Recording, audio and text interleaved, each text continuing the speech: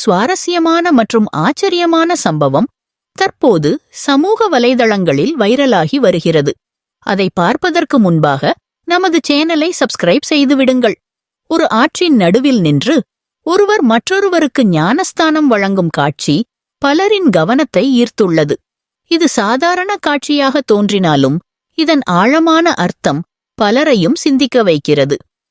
வேதாகமத்தில், குறிப்பாக அப்போஸ்தலர் நடபடிகள் புத்தகத்தில் கூறப்படும் பிலிப்பு மற்றும் எத்தியோப்பிய அதிகாரியின் சம்பவத்தை இந்த காட்சி நினைவூட்டுகிறது.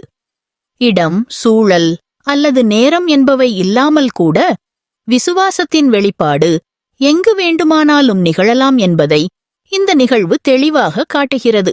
இந்த வீடியோ பலருக்கும் ஆவிக்குரிய உணர்வை ஏற்படுத்தி உலகம் முழுவதும் பகிரப்பட்டு வருகிறது.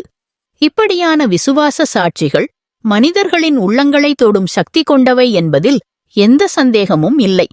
இப்படியான மேலும் ஆச்சரியமான மற்றும் விசுவாசத்தை ஊக்குவிக்கும் செய்திகளை தொடர்ந்து பார்க்க எங்கள் சேனலை சப்ஸ்கிரைப் செய்ய மறக்காதீர்கள்.